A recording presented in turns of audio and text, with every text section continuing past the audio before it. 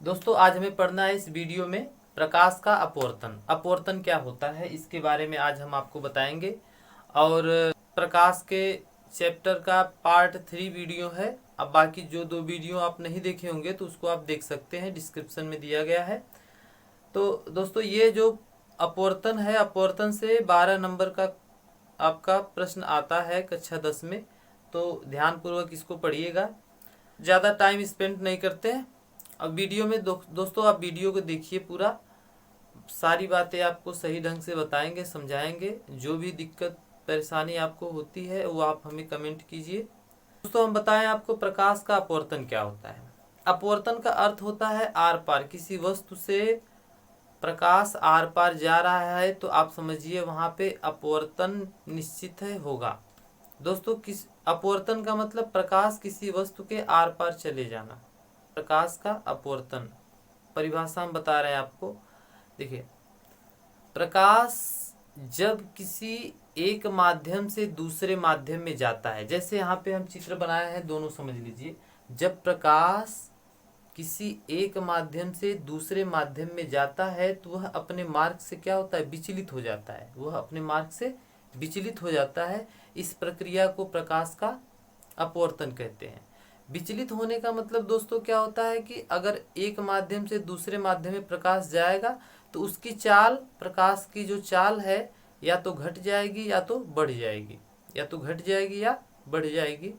तो और उसका जो दिशा है वो भी बदल जाती है। चित्र से स्पष्ट करते हैं कि ये प्रकाश का सघन माध्यम है और ये विरल माध्यम है। यदि सघन माध्यम में आप जल समझ लीजिए और विरल माध्यम में वायु।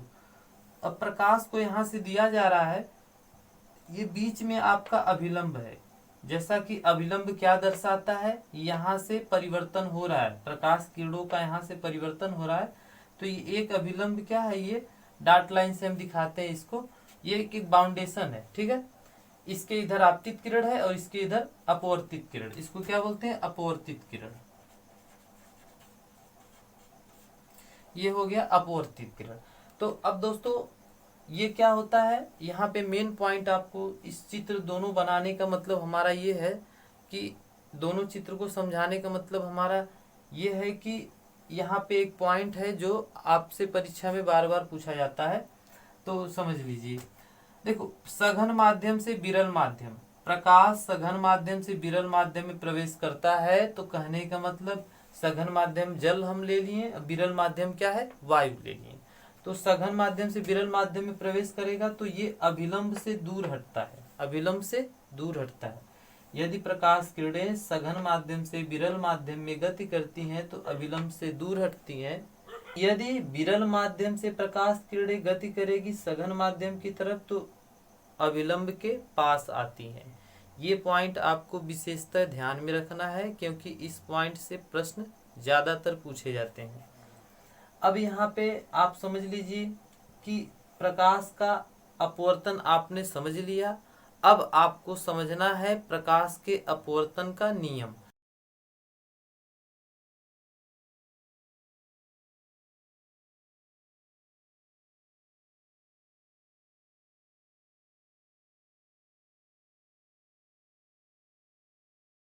दोस्तों प्रकाश के अपवर्तन का नियम, प्रकाश के अपवर्तन के 2 नियम होते हैं। तो पहला नियम क्या होगा, देखिए, आपतित किरण, अपवर्तित किरण तथा अभिलंब तीनों एक ही तल में होते हैं। आपतित किरण, अपवर्तित किरण और अभिलंब तीनों एक ही तल में होते हैं। एक ही तल में होने का मतलब एक स्थान, ठीक है। पॉइंट क्या है, आपतित किरण, अपवर्तित किरण और अभिलंब तीनों एक ही तल में होते हैं। ये पहला नियम है प्रकाश के अपवर्तन का। दूसरा नियम क्या है, एक ही रंग के लिए, एक ही रंग के लिए आपतन कोण, देखिए आई क्या है, आपतन कोण, आर क्या है, अपवर्तन कोण। एक ही रंग के प्रकाश के लिए आपतन कोण की ज्या तथा अपवर्तन कोण की ज्या का अनुपात एक नियतांक होता है। इसको बोलते हैं sine I upon sine R बराबर N, sine I upon sine R बराबर यन, जिसे हम स्नेल का नियम भी जानते हैं। इसे क्या कहते हैं? स्नेल का नियम। एक बार फिर से हम इस नियम को रिपीट कर दे रहे हैं। नियम होता है आपतित किरण, अपवर्तित किरण और अभिलंब तीनों एक ही तल में होते हैं। दूसरा क्या है? आपतन कोण की ज्या, ज्या का मतलब क्या होता है? साइन। आपतन कोण की ज्या तथा अपवर्तन कोण की ज्या का अनुपात एक नियतांक होता है, जिसे हम स्नेल का नियम से भी जानते हैं। स्नेल के नियम से भी जानते हैं, जिसे स्नेल का नियम भी कहते हैं। जहाँ यन इसमें क्या है? अपवर्तनांक। जहाँ यन क्या है? अपवर्तनांक।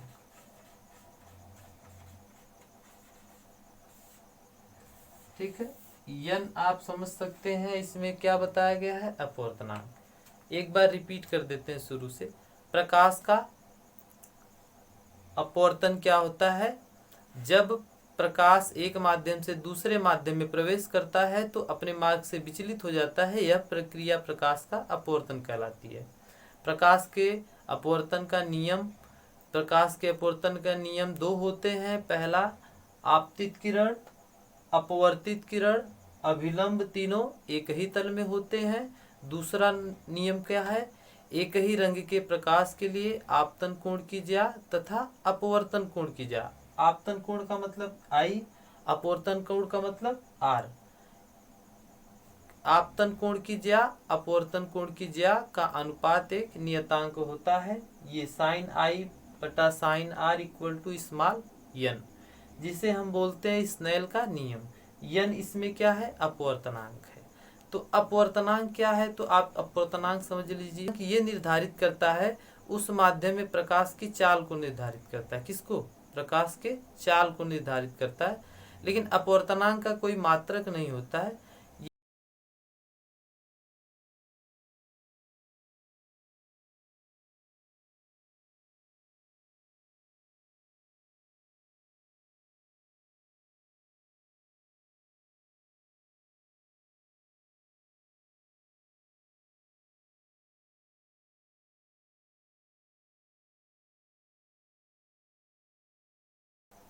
किन्हीं दो माध्यमों के बीच, जैसे हवा और पानी, या हवा और कांच, या कांच और हवा, इन किन्हीं दो माध्यमों के बीच अपवर्तनांक अगर आप ज्ञात करते हैं तो ये कहलाएगा सापेक्ष अपवर्तनांक। निरपेक्ष अपवर्तनांक निर्वात और किसी अन्य माध्यम के बीच अपवर्तनांक ज्ञात करने की प्रक्रिया निरपेक्ष अपवर्तनांक कहलाती है। तो अब हम आगे चलते हैं।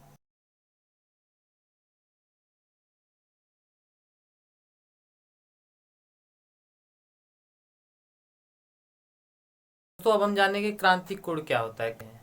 आपतन कोण का वह मान जिसके लिए अपवर्तन कोण का मान 90 अंश हो जाए उसे क्रांतिक कोण कहते हैं। जैसे समझते हैं क्रांतिक कोण, किरण का मान इतना बढ़ाया जाए कि अपवर्तित किरण का मान 90 अंश हो जाता है, इसे हम क्या कहते हैं? क्रांतिक कोण कहते हैं। क्रांतिक कोण को हम C से प्रदर्शित करते हैं। क्रांतिक कोण को C से, कैपिटल C से प्रदर्शित करते हैं। किससे प्रदर्शित करते हैं? C से। अब बात करते हैं आगे क्रांतिक कोण और अपवर्तनांक में संबंध।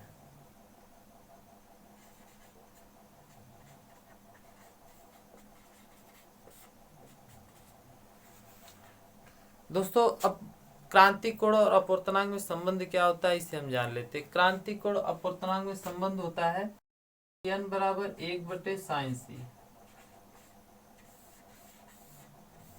इस पर आपका न्यूमेरिकल सवाल लगेगा।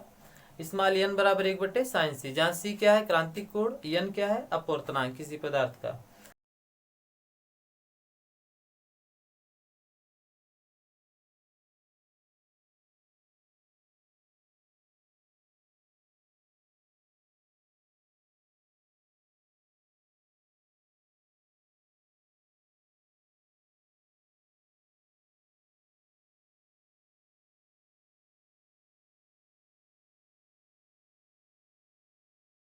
पूर्ण आंतरिक परावर्तन क्या होता है दोस्तों, इसके बारे में हम जानेंगे। जब आपतन कोण का मान क्रांतिक कोण के मान से अधिक हो जाए तब प्रकाश परावर्तित होकर उसी माध्यम में लौट जाए, इस प्रक्रिया को प्रकाश का आंतरिक परावर्तन कहते हैं। प्रकाश का पूर्ण आंतरिक परावर्तन कहते हैं।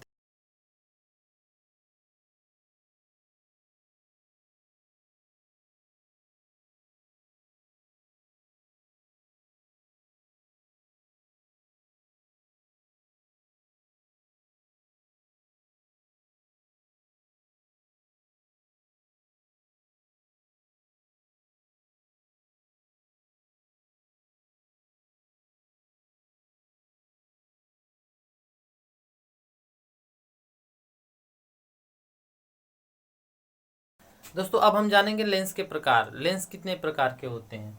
लेंस दो प्रकार के होते हैं, उत्तल लेंस और अवतल लेंस। इन दोनों का चित्र आप देख लीजिए। अब इनको हम परिभाषित करते हैं। उत्तल लेंस, उत्तल लेंस क्या होता है? ऐसा लेंस जो किनारों पर पतला, उत्तल लेंस की परिभाषा आप देना चाहें, ऐसा लेंस जो किनारों पर पतला तथा बीच में मोटा होता है, इस प्रकार के लेंस को हम उत्तल लेंस कहते हैं।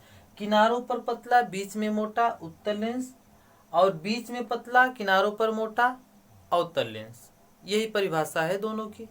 तो फिर से एक बार रिपीट करते हैं परिभाषा। ऐसा लेंस जो किनारों पर पतला तथा बीच में मोटा होता है उसे उत्तल लेंस कहते हैं। ऐसा लेंस, अवतल लेंस की परिभाषा देना चाहें तो ऐसा लेंस जो किनारों पर मोटा तथा बीच में पतला होता है इसे हम अवतल लेंस कहते हैं। अवतल लेंस को हम अपसारी लेंस भी कहते हैं, उत्तल लेंस को अभिसारी लेंस भी कहते हैं। लेंस की फोकस दूरी हमेशा धनात्मक होती है, अवतल लेंस की फोकस दूरी हमेशा ऋणात्मक होती है। ये बात आप ध्यान में रखिएगा। अब हम बात करते हैं लेंस की क्षमता।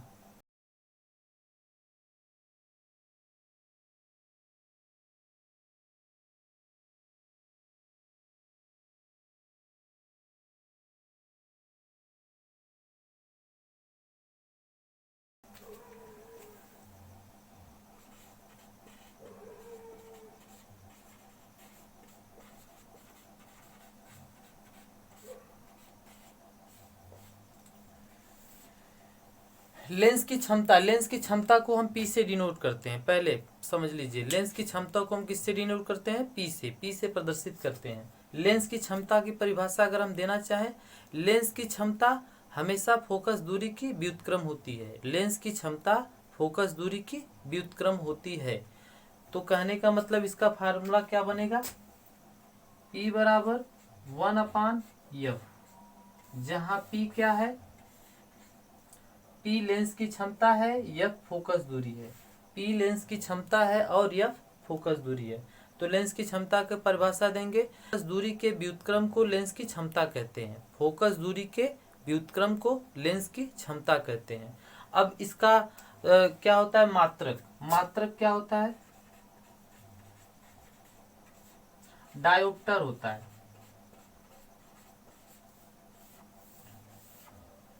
लेंस की क्षमता का मात्रक क्या होगा? डायोप्टर होगा। लेंस की क्षमता का मात्रक डायोप्टर होता है। और ये डी, जिससे डी से प्रदर्शित करते हैं डायोप्टर को, डी हम दिखा सकते हैं। और लेंस की क्षमता हमेशा चिन्हों के साथ लिखी जाती है। किसके साथ लिखी जाती है? चिन्हों के साथ। धनात्मक होगी या ऋणात्मक, यही दो चिन्हों के साथ हम लिख सकते हैं। लेंस, दोस्तों लेंस की क्षमता पर आप लेंस की क्षमता समझ लिए। अब इसके बाद इस बेस पर हम आपको न्यूमेरिकल सवाल बताते हैं जो परीक्षा में मुख्यतः पूछी जाती है। तो इसको हम समझ लेते हैं क्या होता है। ठीक है दोस्तों, लेंस की क्षमता, इसके बारे में हम जान लेते हैं। इस पर न्यूमेरिकल 2-3 सवाल हम आपको बता देते हैं ताकि आपको क्लियर हो जाए सही ढंग से। दोस्तों लेंस की क्षमता पर सवाल है, 25 सेंटीमीटर दूरी वाले अवतल लेंस की क्षमता ज्ञात कीजिए। 25 सेंटीमीटर दूरी वाले अवतल लेंस की क्षमता ज्ञात कीजिए। पहले तो हम ये समझ लेंगे कि पहले इसमें ध्यान देना है ये आपका लेंस कौन सा है। तो हम आपका यहाँ से ध्यान दे रहे हैं कि ये कौन सा है? अवतल लेंस है। अवतल लेंस है तो अवतल लेंस है तो इसकी फोकस दूरी क्या होगी? हमेशा ऋणात्मक होगी। तो कितना हो गया? 25 सेंटीमीटर माइनस 25 सेंटीमीटर। तो अब आपको ध्यान देना है, आपको हम बताए हैं कि लेंस की क्षमता फोकस दूरी की हमेशा व्युत्क्रम होती है। तो P बराबर क्या होता है? 1/f, ये इसका सूत्र है। ये कब लागू होगा? मीटर में, मीटर में f रहे, ठीक है। जब फोकस दूरी हमेशा मीटर में रहेगी तो आप इसका इस्तेमाल कीजिएगा, आसानी से सवाल को लगा सकते हैं। अगर यदि सेंटीमीटर में है, P बराबर 100/f, तो 100/f इस पे क्या करेंगे, ये सेंटीमीटर में होगा। क्या है? सेंटीमीटर में फोकस दूरी। सेंटीमीटर में अगर फोकस दूरी है तो आप क्या लगाएंगे? P बराबर 100/f। अगर मीटर में फोकस दूरी है तो P बराबर 1/f। यहाँ से आप देख लेंगे कि सवाल में सेंटीमीटर में दिया है या मीटर में दिया है। तो यहाँ पे सेंटीमीटर में दिया है तो हम इसका इस्तेमाल करेंगे तो क्या मिल जाएगा? f, देखो f बराबर कितना? 25 सेंटीमीटर माइनस, तो P बराबर 100/f के स्थान पे -25 रख लेते हैं, तो कर लेंगे 25 चौके 100, तो माइनस है तो -4 डायोप्टर। ये आपका आंसर हो गया, ये आपका आंसर हो गया। ये वाला फार्मूला हम काहे नहीं लगाए? काहे कि इसकी जो फोकस दूरी है ये किस में है? सेंटीमीटर में है, तो हम सेंटीमीटर का यूज कर लेंगे। दोनों का मतलब एक ही है, देखिए दोनों का मतलब एक ही है। सवाल लगाने में आसानी होगी, आपको दशमलव में गुणा भाग नहीं करना होगा। इसके वजह से हमने दो फार्मूले को बताया है ताकि आप सवाल को आसानी से सरल भाषा में लगा सको। अब अगली सवाल देखिए, आप समझते हैं। अगली सवाल, सवाल नंबर 1, दूसरी सवाल हम आपको बताते हैं। ये फार्मूला दोनों आपको विशेषतः याद रखना होगा कि अगर फोकस दूरी सेंटीमीटर में है तो सेंटीमीटर का यूज करेंगे फार्मूले का, अगर फोकस दूरी मीटर में है तो मीटर वाला यूज करेंगे। नंबर 2, उसमें देखिए सवाल नंबर 1 में आपको फोकस दूरी दी गई थी, अब सवाल नंबर 2 में क्या है? क्षमता दी गई है। तो फार्मूला आपका वही दोनों है। अब उन्हीं दोनों में से आप चाहे जिसका प्रयोग कर सकते हैं, वो आपके ऊपर निर्भर करता है। अगर आपकी क्षमता दी गई हो तो आप कोई भी फार्मूला यूज कर सकते हो। मीटर वाला यूज करेंगे तो फोकस दूरी मीटर में आएगी, और सेंटीमीटर वाला यूज करेंगे तो फोकस दूरी सेंटीमीटर में आएगी। तो हम सीधे से समझते हैं, सेंटीमीटर वाला ही यूज करते हैं। तो P बराबर क्या होता है? सूत्र P बराबर 100/f।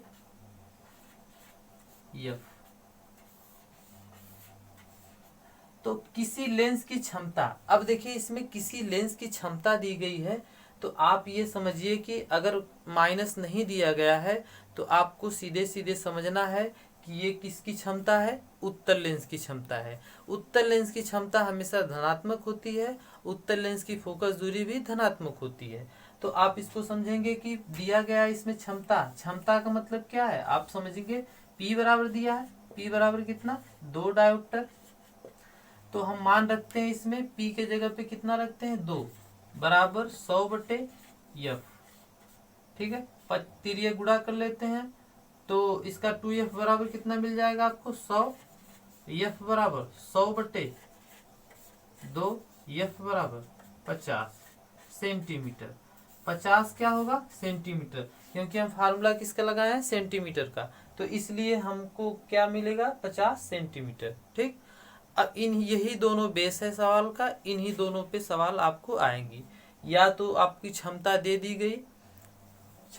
दी गई, फोकस दूरी पूछेगा, या तो फोकस दूरी दे दी जाएगी तो क्षमता पूछेगा। आप इस बात का विशेषतः ध्यान रखेंगे कि फोकस दूरी अवतल लेंस की हमेशा ऋणात्मक होती है, क्षमता भी ऋणात्मक होगी, और इसकी उत्तल लेंस की फोकस दूरी धनात्मक होती है, क्षमता भी धनात्मक होती है। कभी कभी दोस्तों ये पूछता है कि ये लेंस की फोकस दूरी तथा प्रकृति बताइए। तो प्रकृति बताने का मतलब ये होता है कि ये पूछ रहा है कि कौन सा लेंस है। तो आप ये समझेंगे सीधे सीधे कि अगर क्षमता धनात्मक दी गई है तो लेंस कौन सा होगा? उत्तल लेंस होगा, क्योंकि उत्तल लेंस की क्षमता हमेशा धनात्मक होती है और फोकस दूरी क्या होती है? वो भी धनात्मक होती है। अवतल लेंस की क्षमता क्या होती है? हमेशा ऋणात्मक होती है, और अवतल लेंस की फोकस दूरी हमेशा ऋणात्मक होती है। दोनों चीजें आपस में, ये बात ध्यान में रखिएगा। तो पार्ट में आपको बताया जाएगा न्यूमेरिकल सवाल, और इस चैप्टर में जो भी टॉपिक आपका बचा है वो अगले पार्ट में हम आपको बताएंगे। जैसे प्रकीर्णन हो गया, वर्ण विक्षेपण हो गया, प्रिज्म हो गया, इत्यादि बातें आपको अगले पार्ट में बताई जाएगी। ठीक है दोस्तों, और वीडियो में कोई दिक्कत आपको हो, कोई भी परेशानी हो तो आप कमेंट कीजिए, सारी प्रॉब्लम को सॉल्व की जाएगी। और अगर आप इस वीडियो को पहली बार देख रहे हैं तो हमारे चैनल को सब्सक्राइब कीजिए, लाइक कीजिए, ताकि ये जानकारी शेयर कीजिए, ये जानकारी आपके दोस्तों तक सही तरीके से पहुँचे।